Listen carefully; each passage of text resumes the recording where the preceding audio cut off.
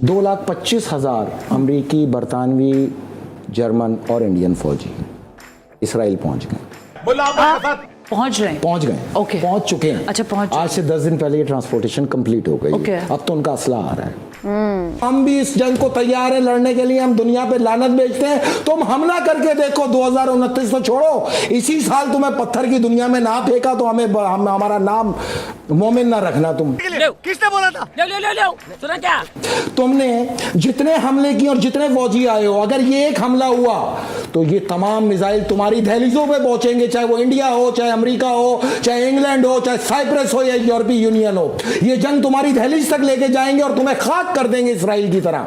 हम ये अपने सीने पे सहने के लिए तैयार है, कोई मसला नहीं। हम 50,000, लाख, 2 लाख, 4 लाख मारे जाए, हमें कोई मसला नहीं। लेकिन हम में से जो बचेगा, उसके बाद दुनिया के अंदर ना व्हाइट हाउस बचेगा, ना बर्मिंघम पैलेस बचेगा, ना जर्मनी का कोई सदारती महल बचेगा, ना फ्रेंच का बचेगा।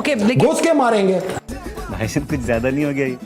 मतलब कुछ भी। इंडिया का कंटेनर जा रहा था, असलहा जा रहा था, कहां से जा रहा था, क्यों जा रहा था, क्यों निशाना बनाया, किसने निशाना बनाया? अब तुम्हारा हशर ये होने वाला है कि अब अमरीकी और बरतानवी, हमने ही पकड़ा है ना, हमने उड़ा दिया ना, हमने ही तो उड़ाया, हम ही तो ट्रैक करते हैं। वाया अफ्रीका लेके जा रहे थे।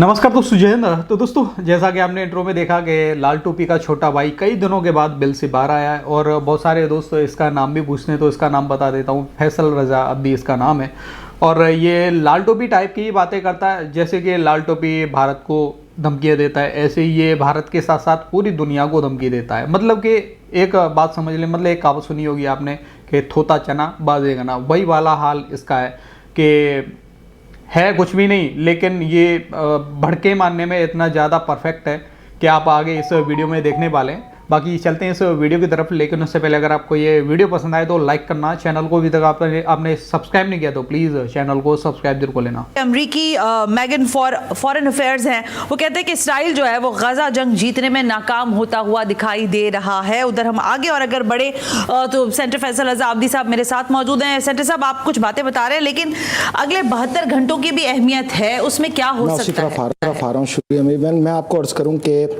IDF ने, मैंने आपको याद है एक प्रोग्राम में बताया था कि इन्होंने फैसला किया कि गजा को क्लोज करो, अब सारी फौजें कन्वर्ट कर दो हिजबुल्लाह की तरफ, और आपको बताया था कि हमने ये जंग अपने सीने पे ले ली है। अब वो वाजे नजर आ रहा है। नेतन्याहू वो जो कहते हैं ना कि दिया बुझ गया, अब डगमगा रहा है, बस क्या होता है, टिमटिमा रहा है। ये टिमटिमाना ही रह गया, जो इस 10 दिन के अंदर या तो इधर हो जाएगा या इधर हो जाएगा। अब इस 10 दिन में क्या होना है वो सुन लीजिए। मुहर्रम के चांद से पहले क्या होना है।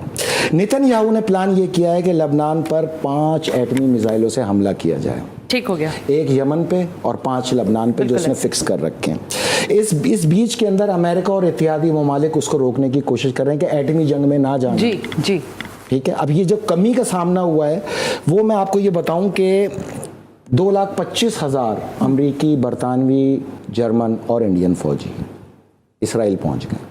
पहुंच गए। ओके। पहुंच चुके हैं। अच्छा, पहुंच आज से 10 दिन पहले ये ट्रांसपोर्टेशन कंप्लीट हो गई। ओके। अब तो उनका असला आ रहा है। लेकिन एक और मसला हो गया कि इसराइली फौजी जो 1,85,000 है, उसमें 1 लाख तो है वेस्ट बैंक में। वहां पे भी जंग शुरू हो चुकी है। यरूशलेम में तवातर से जंग का आगाज हो गया, जो वेस्ट बैंक एक अलग इलाका था। तो और इधर वो तल अवीव से बाहर निकलने को तैयार नहीं, इसराइली फौजी खौफ के मारे। जो अमरीकी फौजी आए वो अश्कलोन और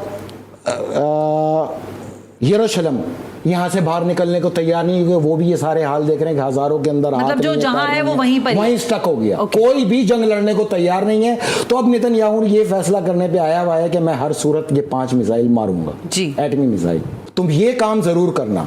तुम अमरीकी जितने आए हो, जितने फ्रेंच आए हो, जितने तुम्हारे बच गए हैं, 25-30 लाख जितनी भी दुनिया में तुम्हारी फौज है, अब तुम सब ले आओ और इंशाअल्लाह ताला एक हमला करो।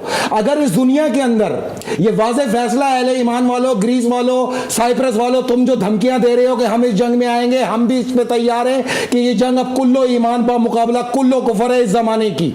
इस जंग के अंदर अगर ये याद रखना तमाम दुनिया वालों, अगर हमारी फलस्तीनी माए बहनें जो पिछले 25 साल साल से 25 लाख की तादाद में मारी गई, उनको आजादी से जीने का हक नहीं। इन फलस्तीनी भाइयों और माओ बहनों को जिस तरह कत्लेआम किया जा रहा है, और अगर तुमने इस कत्लेआम को कंटिन्यू रखना है तो हम भी इस जंग को तैयार है लड़ने के लिए। हम दुनिया पे लानत भेजते हैं, तुम हमला करके देखो। 2029 तो छोड़ो, इसी साल तुम्हें पत्थर की दुनिया में ना फेंका तो हमारा नाम मोमिन ना रखना। तुमने जितने हमले किए और जितने फौजी आए हो, अगर ये एक हमला हुआ तो ये तमाम मिसाइल तुम्हारी दहलीजों पे पहुंचेंगे, चाहे वो इंडिया हो, चाहे अमेरिका हो, चाहे इंग्लैंड हो, चाहे साइप्रस हो या यूरोपीय यूनियन हो। ये जंग तुम्हारी दहलीज तक लेके जाएंगे और तुम्हें खाक कर देंगे इसराइल की तरह। तुम ये जंग लड़ने लायक ही नहीं रहे। अपनी शिकस्त का ऐलान करो और यरूशलेम से दफा हो जाओ। फौरी तौर पे यरूशलेम को खाली करके बाहर निकलो। बैतुल मुकद्दस की आज़ादी हमारा मकसद था और इस मकसद के अंदर हम आखिरी नहज तक जाएंगे। अगर दुनिया ने यह फैसला करना है कि फलस्तीनी नहीं, तो हमारा भी यह फैसला है कि फिर दुनिया ही नहीं। दफा हो जाओ यहां से। तुम में ताकत है, करो मिसाइल हमला। हम ये अपने सीने पे सहने के लिए तैयार है, कोई मसला नहीं। हम 50,000, लाख, 2 लाख, 4 लाख मारे जाए, हमें कोई मसला नहीं। लेकिन हम में से जो बचेगा, उसके बाद दुनिया के अंदर ना व्हाइट हाउस बचेगा, ना बर्मिंघम पैलेस बचेगा, ना जर्मनी का कोई सदारती महल बचेगा, ना फ्रेंच का बचेगा। घुस के मारेंगे। अच्छा, और फिर दुनिया में जहां जहां मोमिन मौजूद हैं, फिर ये मोमिन लड़ेंगे जंग। फिर तुम्हारे जहां जहां मफादात हैं, उस पर हर जगह दुनिया में हमले होंगे। आओ लड़ो। बगैर किसी असूल के, बगैर कवायद की होगी अब जंग। कोई असूल नहीं होगा। तो पहले तुम्हें बता दिया, जिसको जाना निकल जाए, हम तो नहीं छोड़ेंगे। ये हैफा को तो हम बर्बाद करेंगे। हैफा खत्म, इसराइल खत्म, हैफा खत्म, इंडिया खत्म, हैफा खत्म, डॉलर खत्म, हैफा खत्म, अमेरिका खत्म, हैफा खत्म, कुल्लो मुशरिकीन खत्म, दुनिया ही खत्म।